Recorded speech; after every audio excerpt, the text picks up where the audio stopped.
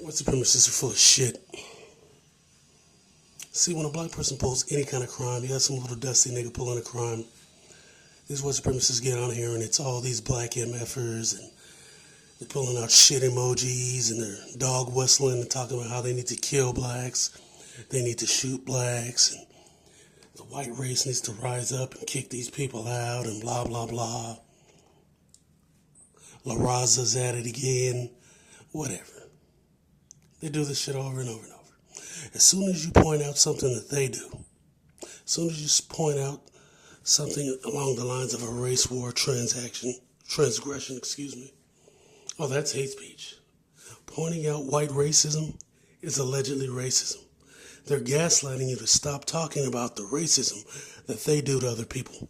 And then you get these goddamn nukes on here who are basically white ass kissers talking this John Brown shit. Let's break down John Brown's nuke ass for a second. John Brown was a piece of trash. He didn't accomplish a goddamn thing in his entire career. Similar to Jim Crow Joe. When CORE started to push back against white supremacies, this guy left.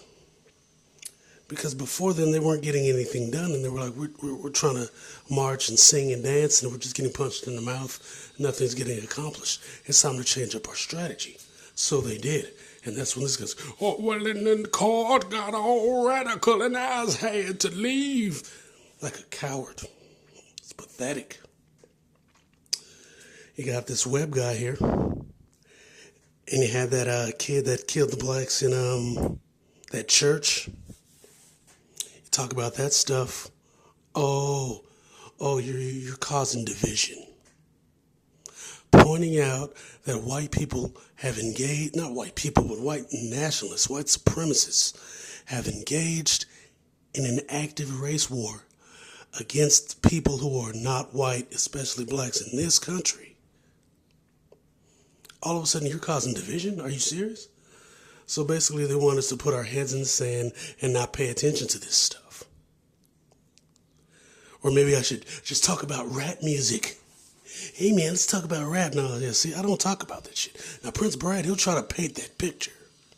He'll go, oh, see, you're talking about rap and blah, blah. I made like one rap video. As soon as I start talking about how they kill blacks in Colombia, the U.S. government helps these people kill blacks in Colombia, helps them kill indigenous people in Colombia, kill labor rights leaders in Colombia, how they funded the Bolshevik Revolution, how they propped up Mao Zedong,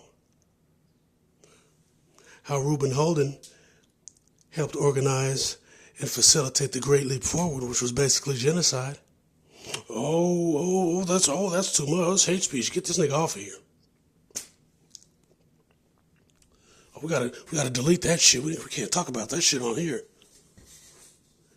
And don't let me provide proof. This is inciting terrorism. Oh, that proof? Oh, fuck that. Oh, it's not even that bad. Same shit over and over and over. Because the reality is they're pushing an anti-black agenda, and as soon as blacks point out this anti-black agenda, they want to shut it down. They don't want a conversation. They don't want a dialogue. They just want you blacks to suffer in silence while they harm you.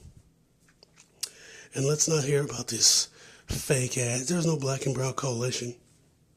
And browns aren't balling like that. They're living in slums. Non-white Hispanics are not balling out of control. They're living in slums.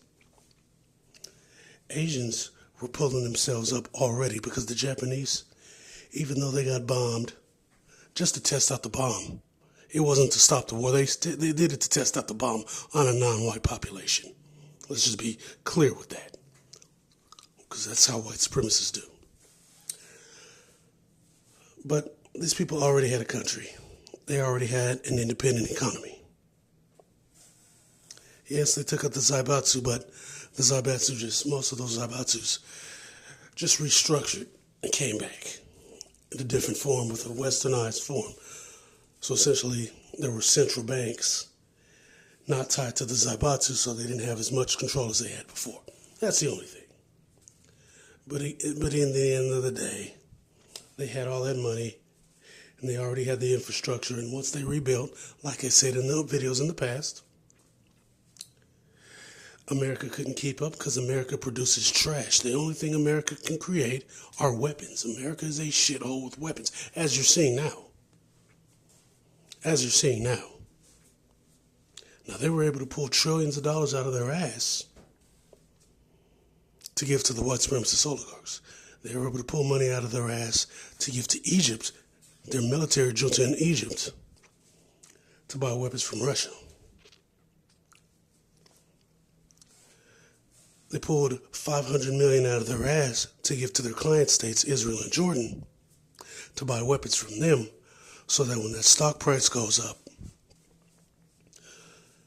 the Congress can start doing that insider trading like I've talked about in the past, over and over.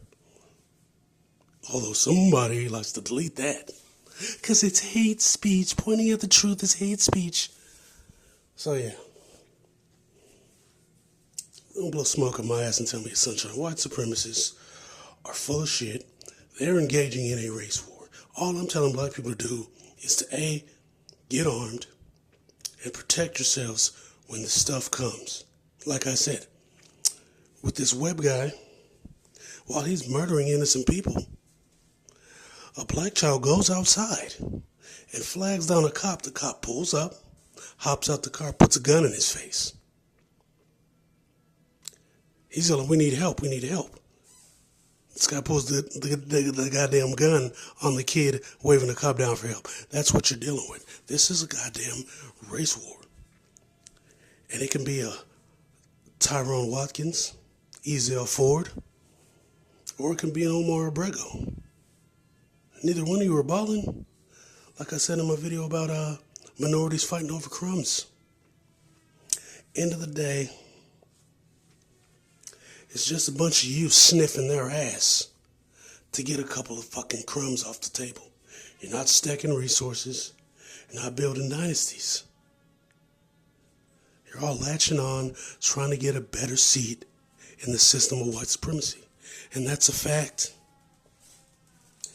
Bitch.